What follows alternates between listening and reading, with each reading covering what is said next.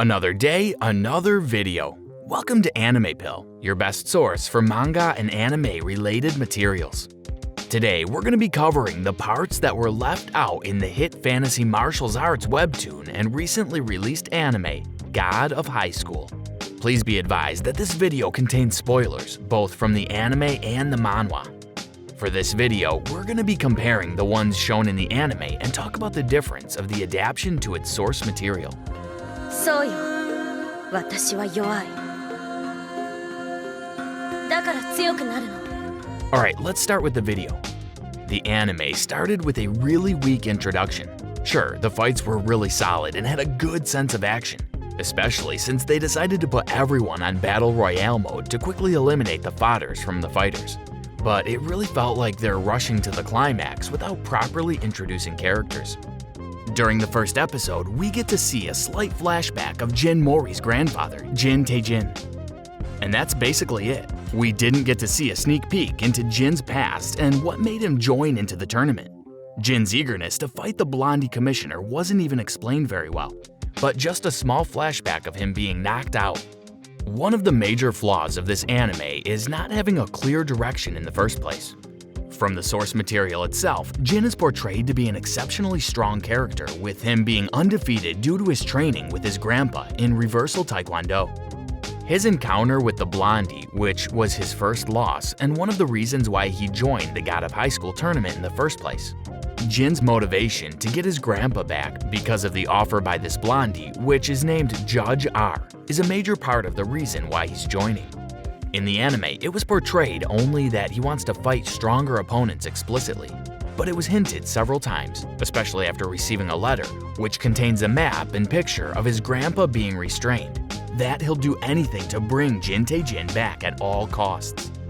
Ymira is the heir to the legendary Moonlight Sword style, an exceptionally flexible and strong technique passed down to her by her father, which she had trouble wielding at first.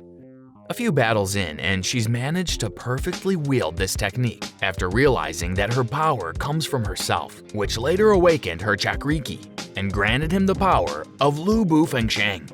After almost being defeated by another participant, which was later revealed to be a member of the Nox, a group of delusional cultists which are going to stop at nothing to eliminate Charyok users in the name of their god. Her relationship wasn't mentioned as she was depicted straying from anything girly in the anime, and instead focusing on how to improve her strength, while finding a suitable part of unparalleled strength. It wasn't mentioned in the anime anything about her love life aside from that flashback of her rejecting a guy, as she was depicted being an outcast from her peers for having to practice the way of the blade in her quest to find a suitable heir, even though it's not as melodramatic in the webtoons in the first place. Oh yeah, while I'm at it, during the second episode, Mappa made sure to leave out any kind of romantic tendencies between Jin Mori and Ymira, which is evident during her search with the heirloom given to her by her father. In episode 8 of the webtoons, the trio were raided by a member of the biker gang, who they previously dealt with before entering the tournament. Jin saved Mira from the explosion, and Dewi mentioned it to Mira, giving us a glimpse of what Jin is built as a character. You can see that Mira in the chapter is a tsundere. In the anime, the trio share a platonic relationship with each other. Gogamdo, from his flawless moves and flow, he's a practitioner of the Chinese martial arts Tai Chi. Although it was proven multiple times that Tai Chi isn't necessarily the best martial arts to go against with any brutish martial arts, like Taekwondo or MMA. Gogamdo managed to pay homage to his master by using this martial art, in which he suffered terrible injuries after taking multiple hits from Gang Manseok, who is using a northern-style Taekwondo. In the episode 10 of the webtoons, it was specifically mentioned the creation of the ITF Taekwondo from the previously unified Taekwondo. The division of the WTF Taekwondo, or the Southern-style Taekwondo, and the ITF Taekwondo, or the Northern-style Taekwondo, made much more sense and were given detail compared to the small explanation made by Judge P, which, by the way, wasn't even named in the whole 13 episodes. In this chapter, the author explained in detail how the North Koreans used the Soviet technology to study 5,000 years of Chinese martial arts and develop a single style of Taekwondo, which is made for eliminating enemies, especially during war or espionage. It also gave us a backstory on how a single North Korean managed to eliminate 50 South Korean martial artists, killing 26 and disabling 24 in the process.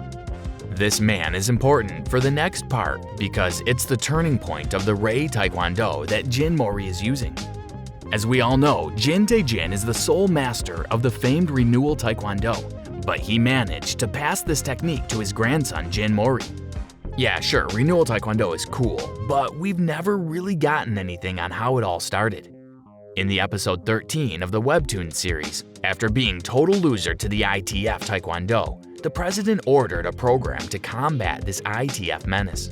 And they actually succeeded. The madman actually did it. After a few years of studying it, then appeared Jin Tae-jin, Jin Mori's gramps, who was able to successfully counter the ITF Taekwondo with the newly invented Renewal Taekwondo. Although it was only briefly mentioned in the anime, the reason why we get Renewal Taekwondo was there in the first place, and Jin Tae-jin's existence as its sole master wasn't specifically expanded. The six were introduced into the anime as a group called by Mujin to deal with the threat of Nox.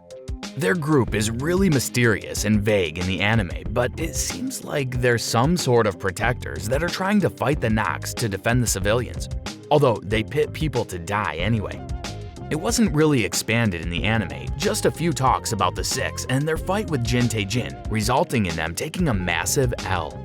In episode 3 of the anime, Yu Mira's fight with Ma Mi-seon was overly exaggerated to give Mira a sense of development. In the episode 15 of the webtoons, Ma Mi-seon actually gave up because she determined that losing an arm isn't worth the trouble and the wish. If you've noticed already in the anime, Jin was left hanging by his grandpa Jin Tae-jin. And you know the deal when it comes to shounen anime, you need a tragic backstory to be incredibly strong. God of High School had fallen in this typical trope. In the webtoon series, Tae-jin and Mori's interaction are cute and actually less melodramatic compared to the anime. In episode 19 of the webtoons, Mori managed to get in touch with his grandpa and talk to him in the anime. In the anime, he never got a chance to talk to his grandpa since Mappa decided to make Jin Mori an orphan kid with a lot of power who will have to face his grandfather soon enough.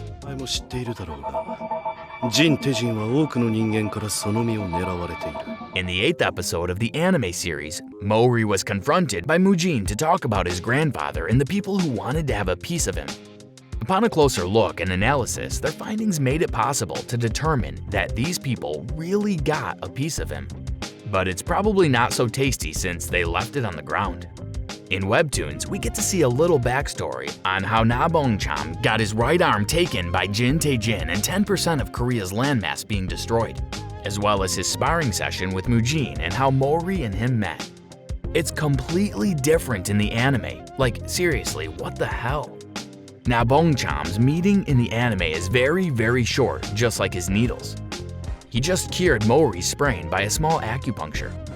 We didn't get to see Mujin's powers until later in the anime, while it's being showcased against Na Bong-cham in their little sparring session in the manhwa.